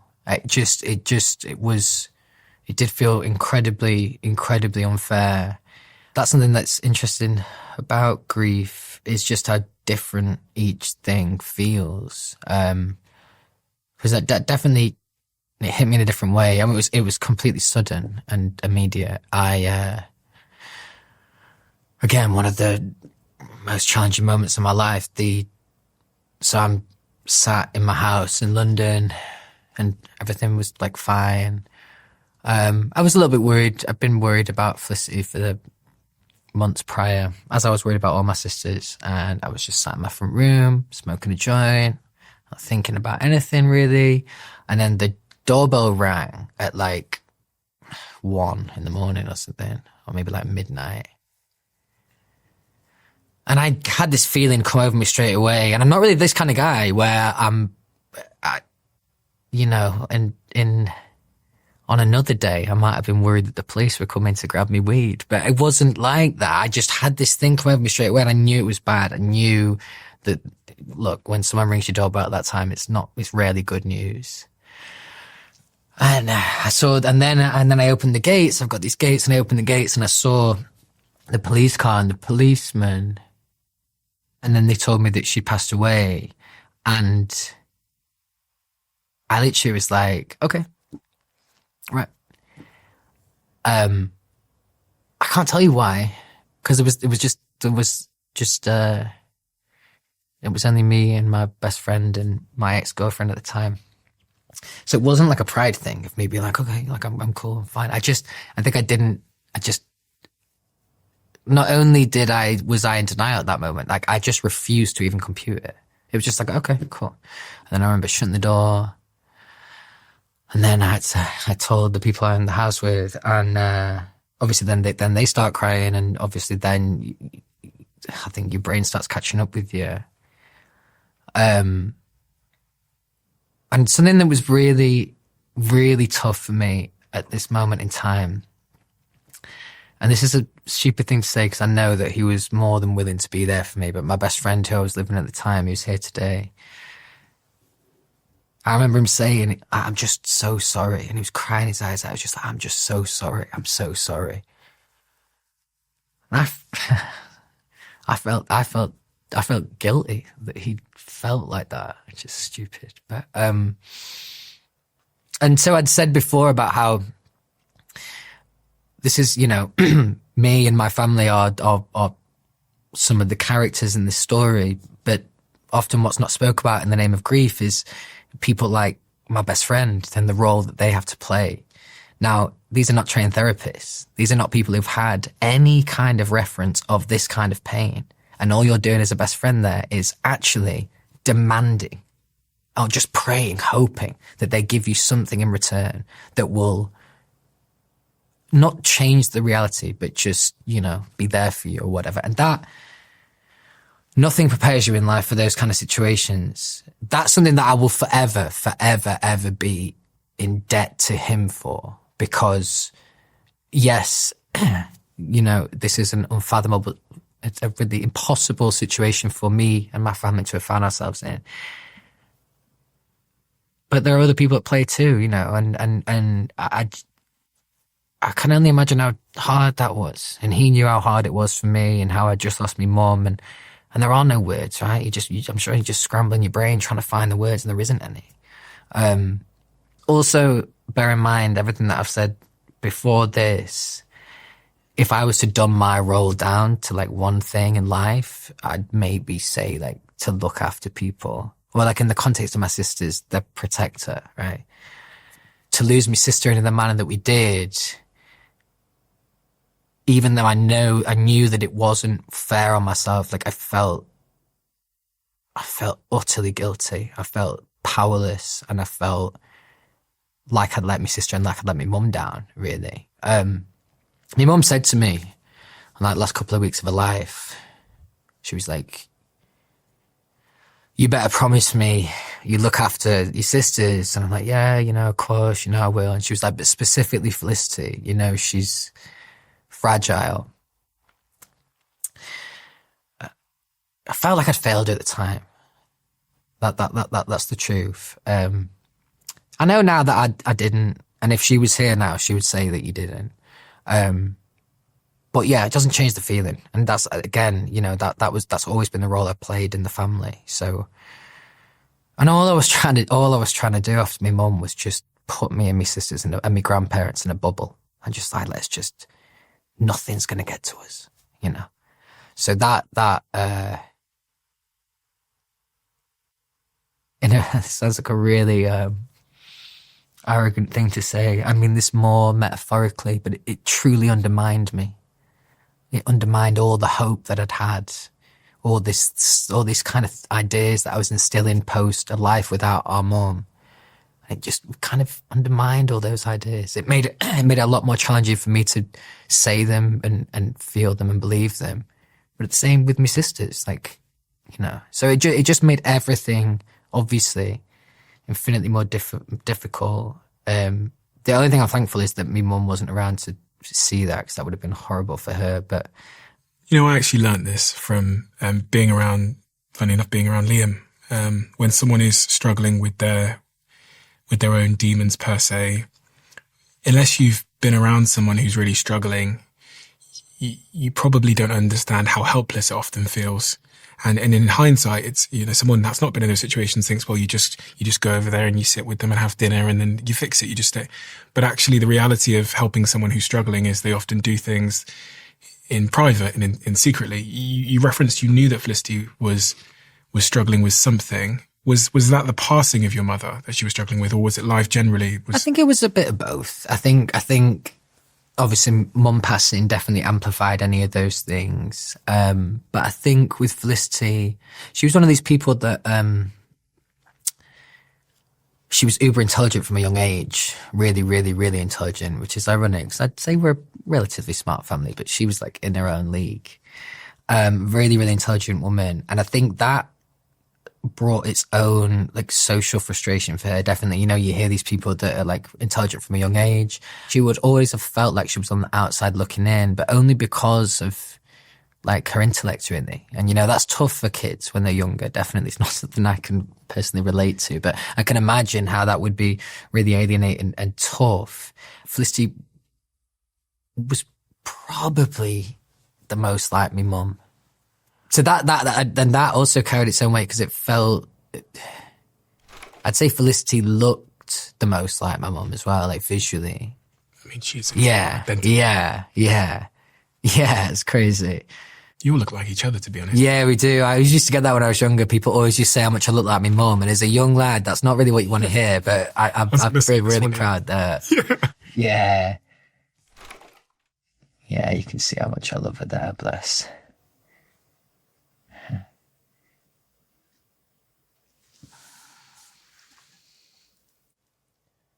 But you see, I've alluded to some of this stuff in the past, not really ever spoke about it in depth like this. And part of the reason for that is, and this is the correct forum and it makes sense, but part of the reason for that is I can't think of anything worse than being, what's the word? If someone like this was talking to me about this and I had not experienced that, I'd feel really sorry for them, naturally. I don't like that. I don't like those feelings. I don't like those ideas. I appreciate that it's weighty and people should, of course, feel sorry. But I think the reason that I'm always quite selective of when I talk about it is because I cannot have that define me. I can't. It's not fair to my family. It's not fair to Felicity. It's not fair to my mum. Like, I can't. And, you know, the problem is if we walked out of here and we just happened to get papped, right? In the article that the Daily Mail print, every single time they will write about this stuff, you know, like every single time. It could be me and you going to get a coffee and then, you know, they do that thing where it's like a 20% new article and then they just fluff out the rest of the 80% with basically the narrative that they want to push. But that's something that I can't escape, and I find that really frustrating because I'm not someone who is a glass half empty kind of guy. I don't want those kind of feelings and emotions. I empathize and understand with anyone hearing these stories. Of course, maybe you would feel bad for me. But I think my biggest worry in these kind of things is to not be defined by it. And an example of that would be when I released a song called Two of Us, which was a song that was written essentially about my mum's passing. Yeah. And I didn't realize by releasing that song how it would open the floodgates to have many people kind of, you know, put a lot of their trauma on me as well, which is okay, but also creating this thing where anyone just feels like they could ask anything then. So I remember going on to BBC Breakfast News, and it's one of those things, it's fucking early morning slot. Like, not even the presenters want to be there, never mind me at that time. I'm not good with early mornings.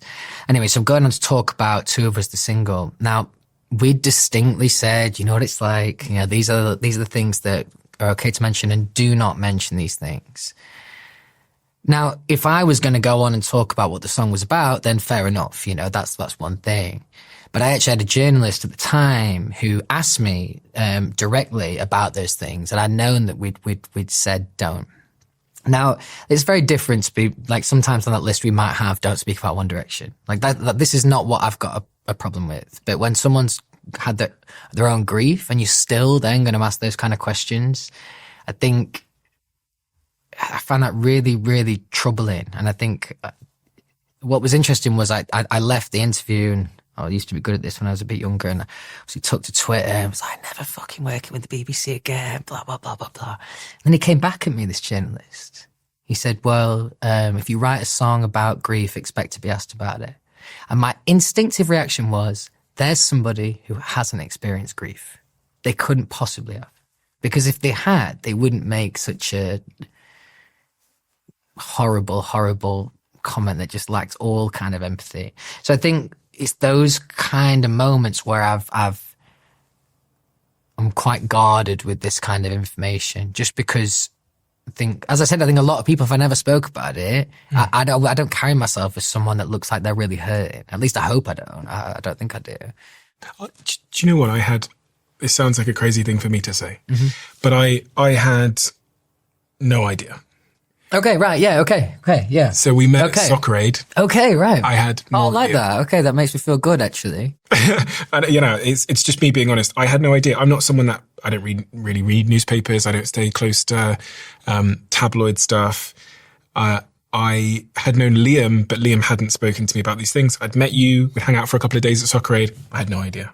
Yeah, okay. And it was only in researching your story and your background and understanding where you've come from and really what inspires a lot of the music and different things like that I started to understand these things. So you're certainly not someone that carries yourself in with any particular identity. Really, that's that one could discern, other than just being a normal guy. And the other thing that connects us it was Liam. And I think it would have been Liam's birthday a couple of days ago. Yeah. His birthday was 3 days off mine. So his 29th of August, I believe, and mine's the 26th. And we both, I knew him a little bit. You knew him an awful lot. And he passed away, while on holiday, in Argentina. I mean, yeah, I just couldn't believe it. And you to him, because he had told me, he talked about you all the time. Through the pandemic, I know you were doing things together, doing sort of these sort of live shows and stuff. And he would talk about you as if you were his best friend in the band all the time.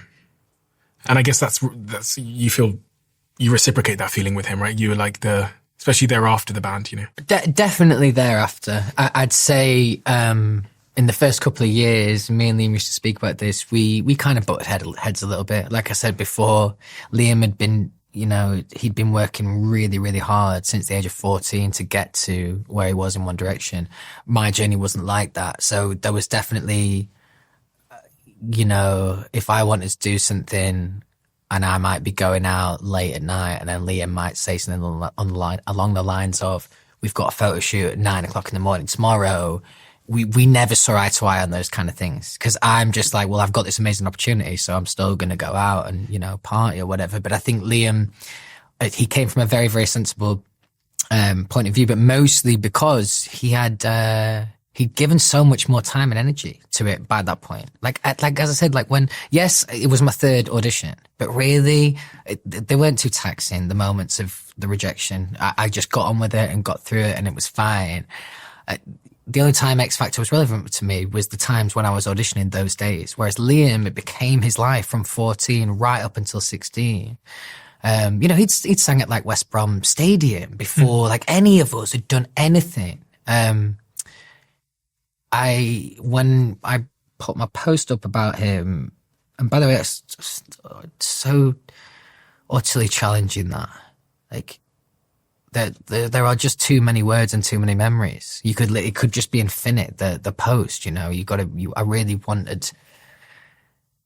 wanted him to be remembered the way that he should be remembered. But this, I could just go on and talk all day about how amazing he was. But I think we all looked up to him.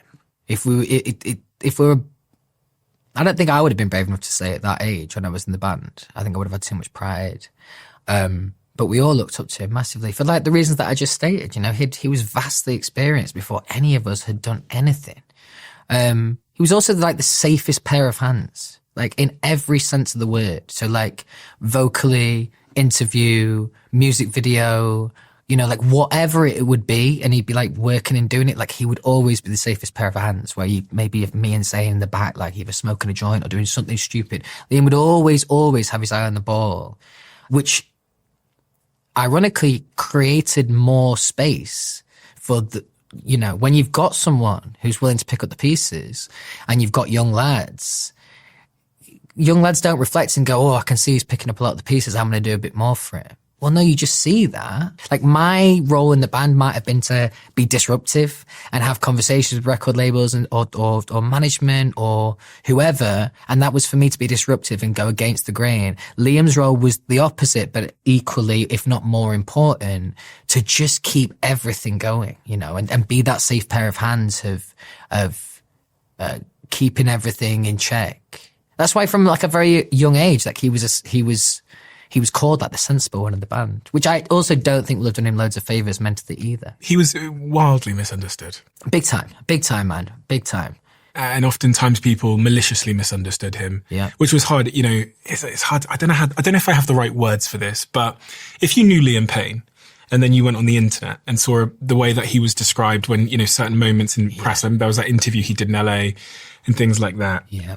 You could only feel awful that he was so poorly misunderstood, because he was often painted as being arrogant or whatever. But the reality of Liam is like the opposite of whatever the word arrogant is. Pure is the word.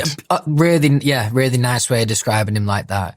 And I don't mean this in a remotely rude way or derogatory way. He had a bit of puppy dog energy about him. You know? Like, he's just like, when you say pure there, that's what it makes me feel like. He's just the kind of guy that you might get a bit of banter wrong and it comes across a bit cutting and you see him go, oh, and you go, oh, my fucking ass. Yeah. He's just really want it to be liked. Now we all do, obviously, like that's in all of us, but I think for Liam, it was vitally important. But also he missed out on some of the social life, because from 14 to 16, he was actually working at that point. Like, he was still at school and stuff, but his brain and his dreams, and probably every night that he went to sleep, he was thinking about how is he going to achieve what it is that he wants to achieve. So he definitely had a very different journey to all of us. Where were you when you found out? In the car in LA, and I just dropped, I'm pretty sure, again, my memory isn't good at these moments of time, but I think I just dropped Freddie off at school, my son, and we were just about to pull back up home. I think that's how it went down. It was actually, I found out through Niall. He told me, and then I think he said, Niall said something like, on the lines of, have you seen the news? And I knew as soon as he said that, kind of knew what it might meant, what he might have meant. I had the feeling that I had with Felicity, you know, and I think anyone has this when they're around someone who's struggling. My 150% wasn't nearly enough. And that's where it's my own arrogance thinking that I could have helped, really, because it was so much deeper than what I could have done for him. He was definitely struggling at that time in his life. And a lot of people said this, and it really resonated with me. It just, he never, if he could just see, just for 5 minutes, just live in your head or my head and see how we perceive him, he would be so shocked. He would be like, honestly, but like, even the fact that you two were friends and I didn't know about that until you mentioned it at self-curated, or maybe he mentioned it loosely. He would have loved that. You would have been someone definitely that he would have felt really like proud to know, you know, and like, cause you come from also a very credible space, and that's something that was always really important to Liam. Business very, very important to Liam. So the fact that you saw him, like, that would have meant the world to him, definitely. He very, very misunderstood. But I think also the fact that he was misunderstood is because he was, like I said before about all of our solo endeavors. When most bands or artists start out, they do a development stage for 6 months, 12 months, 18 months, 2 years. We had to do this development in the public eye post being in One Direction. Liam was still working so much out. So the fact that he might have been a bit misunderstood, you can't, you know, there's some things that people definitely can be judged for. But in terms of him occasionally coming across like that, you can't even judge people on looking because they just see what they see. But in reality, that's just someone navigating almost in the way that if you went down to university and just people watched for 2 months, you would see some stuff, you know, that of people that were struggling with some things and whatever, or, you know, complete walking contradictions. You'd see someone in the first year who says that they swear by this brand and they'll never wear this brand. And the next year they'll be wearing said brand. When we're at that age, we're all still just working it out. So there's so much room to be misunderstood because you don't know yet, you know? And I think that was a tough thing for all of us, is working out who am I outside of Liam in one direction, Louis in one direction. Who am I and what does that look like? And that question's intimidating, really, really intimidating. You lose a friend there, but you also, in some respects, it's grieving the band again, is it not? Is it not? You know what I mean? It definitely brought up feelings like that. Look, there's now only 3 other people on the planet that can deeply understand my professional journey. Like, you never say never, right? But never, like, I can't ever imagine. I'm not sure it would be right to him. Like, say, sake of argument, 25 years time, it's like a fucking Oasis thing. They offer us an arm and a leg and they're like, come back and do this many shows. I don't know. Yeah, I think it just completely put a pin in all of that. And the irony is there was no one campaigning for One Direction to get back together more than Liam. And like, I would say I came in a close second, actually, like, definitely. Another important thing to mention about Liam, which I thought was incredible. There's a time where I felt like me and Liam were professionally losing together. We were struggling to be solo artists and find true success, and we were kind of struggling together. And then Liam had little moments where he had like really successful singles and they streamed really well and he'd like feel really good about that. But at that time, nothing was really working for me in my job. So I was really proud of him and I'd message him and stuff, and then not to the same weight, but kind of role reversed a little bit. And Liam was struggling a little bit more professionally. And I just started to understand the picture a little bit more, started doing more touring and stuff like that. And like, for example, when I made a documentary and a film about like my life after One Direction, and Liam came to the premiere. Now, I'll just say this because I was going to mince my words, but none of the other boys would have done that. Fact, boys out the band, the lads in One Direction. Would I have even done that? I would like to sit here now and say, yeah, I think I would, but I don't know, truthfully. And the point being that me empathizing how I was a couple of years prior to that, Liam was sat in a cinema watching a film about how I'd been successful in the last 12 months when he was struggling with his own things. And it's something that I'm not sure I would have been brave enough to do. I'm not sure the other boys would have. And basically all that is, to sum that up, is just utterly putting himself second. There's no way that wouldn't have had a certain kind of weight on him. Because as you said, we're all human and we naturally compare. So, you know, there might be things that were happening there that he was wanting for. And I think just the fact that he turned up on that day and was there for me, and I just did the role reverse in my head and imagined that. I just imagined how challenging that could be. And it's just a real testament to Liam. And he couldn't have been more happy. And it's another great example, right, of this, of where the fucking internet it's just a horrible place at times. He put up, and luckily I know someone will have screenshotted it because he deleted it in the end, but he put up this beautiful post after my premiere for this documentary, like an essay, a fucking essay, like stuff that he's never said to me before. It was like the sweetest, nicest fucking shit. And then about 2 days later, he deleted it because the fans were just caning him for it, just saying that he was like, you know, bandwagon, kind of like, you know what it's like. It's a very small percentage of people, but they make a lot of noise, and sometimes it'll push you to a point of like even deleting a post. But that being an example of him just really putting himself second and really trying to say to the world how proud he was of me.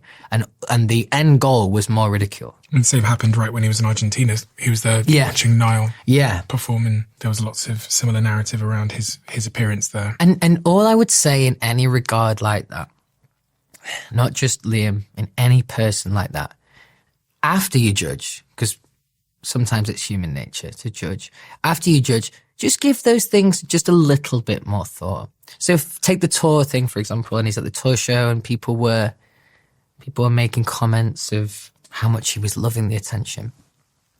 On the surface level, that's someone who wants attention. If you just look a little bit deeper, that's someone who's just been in the biggest band in the world and wants those situations again, who hasn't had those live situations again and craves for them. The reason also Liam could be misunderstood is because he didn't really operate with a filter, you know? So he would just feel something, say it, and there you go. Is there anything else that you've been meaning to say? It's a great provocative question, that. Because that always is, right? No, there is. Well, we should talk about Freddie for a second, my little boy. Fatherhood. Yeah. So, yeah. Which is again something that happened to me. I was young. I was 24 when I had Freddie. Now, the emotions that a lot of people go through when they become a new parent, some of those will be different for me because I've always been uber excited about it, even from like being a young lad. But also, truthfully, I felt utterly confident. I felt like I was going to be a good dad. I really, really wanted to do that and to play that role. And he's just, honestly, he is just the sweetest kid, man. He's just so kind. Like, that's what, honestly, I could well up thinking about it now. Like, that's what makes me feel deeply proud. That's what I did ask Lottie and a few others about him. And the quote that I got back is, Louis is the most amazing dad. His little boy is the nicest, sweetest, most polite boy ever. And that's obviously because of how Louis has brought him up. I tried to take a lot of advice and be more like him with my parenting. And that came from Lottie. And I have multiple accounts of just how wonderful of a young man Freddie's growing up to be. So that's he's great, man. I tell you what, I'm at this age, 33, a few grey hairs on my head, starting to be a bit more aware of my age, feeling a little bit older. There's nothing that makes you feel better than when I go pick him up from school. I am a young dad. Like, for that age group, I'm still a young dad. So, yeah, it's good for my ego as well. The other things that can sometimes be challenging like that with Freddie is it was like the elephant in the room for ages, me talking about like my life and specifically the fame, like specifically like those kind of things. Because I think to a kid, they just see it in the pure sense of a singer. You know, there's someone who sings and that's that. Mm-hmm. But I think where it became inevitable that I'd have to have conversations with him, it'd be like, say we're out, you know, at Target in America and someone stops me for a photo. Now, I'd like to say I'm pretty good with photos. I'll do them 8 times out of 10. Whenever I'm with Freddie, there is a 1000% no chance. Like, that is just not happening. I don't get enough time with him as it is. I'm always balancing my time between tour and going to see Freddie in the UK. So, like, it's just a flat no every single time. And after, like, the second or third time that had happened, I just played in my mind. I put him to bed that night and I was reliving it. And I was thinking, he's going to think I'm a dick. Like, and that I was like, because I, you know, it's really important that, you know, I push kindness on him and respect and seeing the good in people and all of that. And all of a sudden I was doing this thing that was really contrary to what I was kind of trying to teach. So I did have to have a conversation with him about it. But again, you're trying to explain algebra, as I said to you before. When I'm not at work, like, I would be more than happy to like nobody to ever recognize me when I'm not at work. When I'm at work, I'll need it for the promo. Give me a bit of that. But when I'm not at work, like I could go out my way to just never have any of that. Hood up, no one, cool. So when I'm picking up Freddie from school, I am certainly not some guy used to be in this band and this singer. Like, not at all. I am there like everyone else as a father or as a mother. It was last day of term, go to pick him up, I go into his class, and I could just hear what sounded like karaoke, and I'm thinking of all fucking days of me going to pick him up, they're doing karaoke today. And she had absolutely no problem asking me in front of everyone if I wanted to come to the front and do one of the songs. Now, I'm there as a parent, like, you know, that's that. And what's really tough is in front of Freddie and all his friends, I have to politely decline. Now, I don't really like how that's going to make Freddie feel. You know, those kind of situations are really, really tough like that, where now some people may well just grabbed the mic and just took the stage, you know, but, there are moments like that I don't think he's going to truly understand until he gets a little bit older. He's been to a couple of gigs and that definitely added like some context to it all. He came and saw you in California, didn't he? Yeah. When you performed out. Yeah, that was amazing, man. It was so amazing.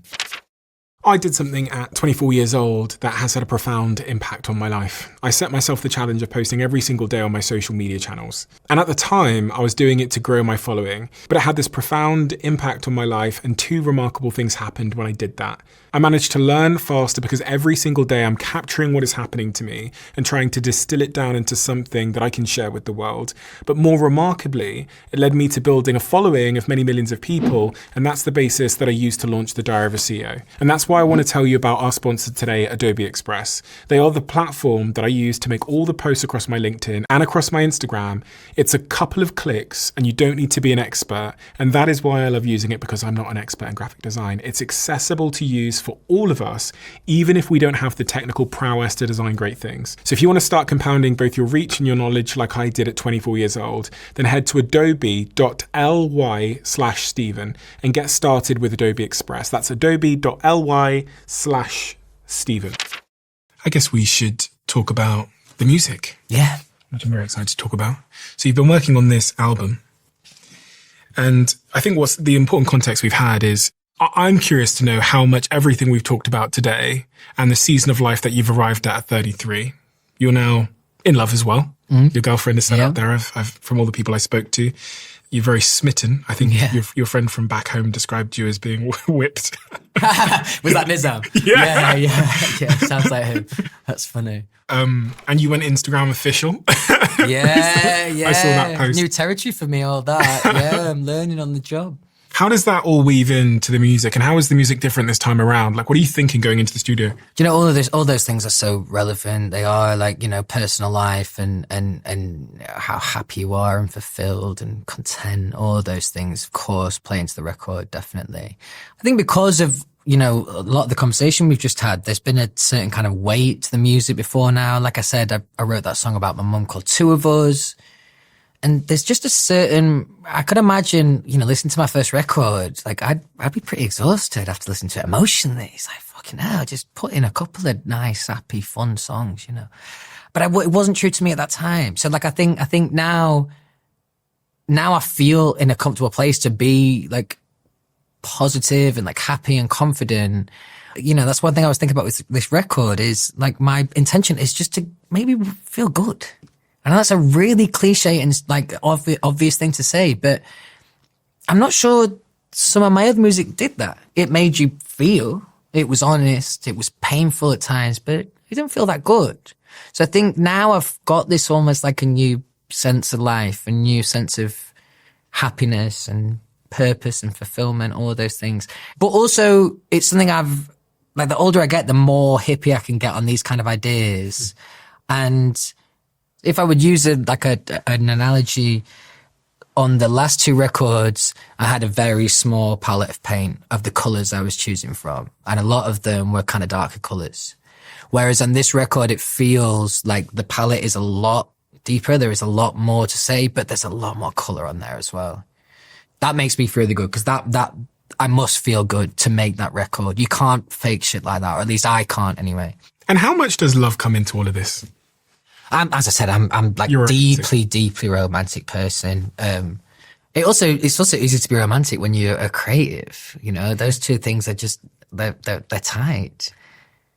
But I think for me, I really struggle to write in a fictional sense. I really, really struggle. So like for me, I have to have been living it. It has to be literal. It has to be real to me. So if I wasn't feeling so good like right now, I wasn't feeling so in love, the record probably would have a slightly different feel to it. Just because it, you know, things like that are in everything that we do, I would say. And what is success for you this time around? Like we talked about the comparison and this and that and all these other yardsticks we can use. And I'll tell you what success is. Success for me is actually successfully computing what the new idea of success is. So I know what my old idea is, but true success for me, and I'm not there yet, is getting to the point where I don't just say this is my new version of success. I mean it implicitly. And what's really difficult is the music industry is an industry that is A, a numbers game, and B, competitive. Now you can pretend to have this different version of success and you can get there in the end. But the point being that like there are a million different tools in place to pull you to the other side. Yeah. It genuinely shouldn't matter where my album charts. Let's just say like go for the UK, for example, where my album charts in the UK. It shouldn't really matter that much to me, but it does. I've not quite got there yet. And I think the irony is I just started to get there on the last record, and the last record, obviously, High Class Problem, I get that, went to number 1. And then all of a sudden I'm like, well, obviously I want it again now. So I started to have the answer for what the new thing of success looks like until I superseded my own idea of success. And then I'm like, oh, well then the barriers just changed. And then you're basically just playing the same game you were before. Where are you in your journey of happiness? Like if you had to plot your life on a timeline of like, you know. Oh, I like that because I've not really thought about it like this, and it makes me feel good. It feels like I'm on the home straight. Okay, nice. Beautiful. Like I feel like, truthfully, like obviously not what I would have told like my sisters like back in the day or my family or anything like that, but like it was more of a concept. The idea of me getting over this and being truly happy for a long time. It was like a concept as opposed to any kind of form of reality. It was like, oh, well, I'm sure, you know, logically that makes sense in my head, but will I ever get that? I don't know. I now feel worthy for the success that I've earned. And for a long time, I didn't know if I'd ever get there. And I would say this record, this album is the album that I always deserved to make. It's just I had to be brave enough to say, yes, I'm an artist. Yes, I'm a recording artist, and I'm a touring artist, and I'm a songwriter, and all these things that sometimes just felt a little bit cringe to say out loud, weirdly. And I think part of the imposter syndrome, maybe. But the picture that was forever quite blurry looks a little bit more sharp now. And I mean, the fans are waiting. Yeah. I saw the tweet you did the other day where you talked about the music and how confident you are and how you're feeling about it. And the response underneath that post was just insane. Absolutely insane. The energy is there, and people are extremely excited. You have an incredible fan base. Yeah, honestly, I can never talk about this enough. And anyone listening to this now that doesn't know me or my fans would just think that this is just another artist speaking another cliche about his fans. I'm telling you, this is what I call it is a codependency. Like they do so much for me, and I do, you know, hopefully stuff for them when I do the gigs and stuff. But like when I feel the energy on stage, this is not a let me show you all what I can do. This is a look what we've done together, you know, and I really, really feel that. The size of the venues that I'll be playing on this next tour, these are things I never considered for myself, and only made possible from the fan base being like really, really loyal, but also like real patient for me to just kind of, you know, work all these things out on the fly while they keep buying the record. The other thing that really surprised me that a lot of people didn't know about is that you are also a pretty prolific entrepreneur in your own right, and you've founded a music festival called the Away From Home Festival, which originally in London but has expanded internationally around Spain, Italy, Mexico. You got your clothing brand as well, 28. I saw 28 tattooed on your arm there, I believe, which is a streetwear brand, and that's done tremendously well. The brand has sold 4 sold-out drops worldwide and hosted some incredible events. Well, I'm very excited. I'm very, very excited about your album. I'm very, very excited by it. Do you have a name for your fan base yet? Everyone seems to have a name for their fans. Do you know what? That's so funny because like the Tomlinson. I don't know. What's it? There must be though. I think they call themselves the Louis. The Louis. Plural, okay. yeah. So I'm a Louis. So there we go. There we go. Just rolls off the tongue. Yeah. We have a closing tradition on this podcast where the last guest leaves a question. The next guest not knowing who they're leaving it for. And the question left for you, it's a bit of a paragraph, but I'm going to give it my best shot. If you are truly prioritizing the most important things in your life, brackets, e.g. family, and we only have limited time and effort to give, if you are a high achiever and performer, have you prioritized the most important thing? No, I haven't. But I would. That's a really tough one to answer. It requires some true honesty. The things that really, really matter. For a start, I spent a lot of my later teen years and early adult life in one direction. So I wasn't really in the headspace for the ball to have dropped for how important certain things are. When you're younger, you're super literal, right? Like, if I drink this alcohol and get really drunk and I feel good, then that's good, right? Then you get a bit older and you realize, oh, maybe it's not so good. So like any of those kind of things, I suppose now I understand how important, looking out for yourself is and mental health, but also, I've always been a family guy, but I mean, actually deeply cherishing those moments as well. So I definitely could have done that more as a young lad, but I think that's probably the case of a lot of young people, that they probably reflect and think, well, I should have done that more as a young person. But the truth is, the ball hasn't really dropped yet. You don't realize how important all those little intricacies are, because also when you're young, everything's so new. So you just, like, the allure is so much sexier on the other side. Oh, look, there's a new thing here, new thing here, new thing here. Whereas I think it takes a bit of age and experience to look at those things and go, oh, actually, maybe I haven't been spending my time correctly. Yeah. I mean, you said it perfectly. And it really held the mirror up to me, to be honest, because I think, you said you haven't perfectly prioritized the most important things, but you're certainly prioritizing them more than most people. Because I hear about how much effort you put into making sure you spend time with Freddie, and your sister described you as always being family centric. And that's a really, really beautiful thing. Louis, thank you so much. I can't be more excited to listen to the album with all the context that we've described, and also the understanding of where you've arrived at in your life now, and how your perspective has developed, and all that lived experience has poured into a beautifully uplifting, wonderful sound. So thank you so much for the honor and the privilege of being able to have this conversation with you, and just for being a really on and off camera, just a really, really sound guy. Oh, nice one, man. I appreciate that. No, I really enjoyed it, man. It flew by, though. We've been talking for some time. Yeah, it's good, man. Thank you so much. Make sure you keep what I'm about to say to yourself. I'm inviting 10,000 of you to come even deeper into the Diary of a CEO. Welcome to my inner circle. This is a brand new private community that I'm launching to the world. We have so many incredible things that happen that you are never shown. We have the briefs that are on my iPad when I'm recording the conversation. We have clips we've never released. We have behind the scenes conversations with the guests, and also the episodes that we've never, ever released, and so much more. In the circle, you'll have direct access to me. You can tell us what you want this show to be, who you want us to interview, and the types of conversations you would love us to have. But remember, for now, we're only inviting the first 10,000 people that join before it closes. So if you want to join our private closed community, head to the link in the description below, or go to doaccircle.com.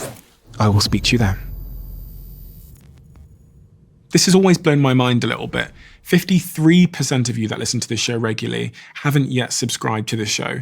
So could I ask you for a favor before we start? If you like the show and you like what we do here and you want to support us, the free, simple way that you can do just that is by hitting the subscribe button. And my commitment to you is, if you do that, then I'll do everything in my power, me and my team, to make sure that this show is better for you every single week. We'll listen to your feedback, we'll find the guests that you want me to speak to, and we'll continue to do what we do. Thank you so much.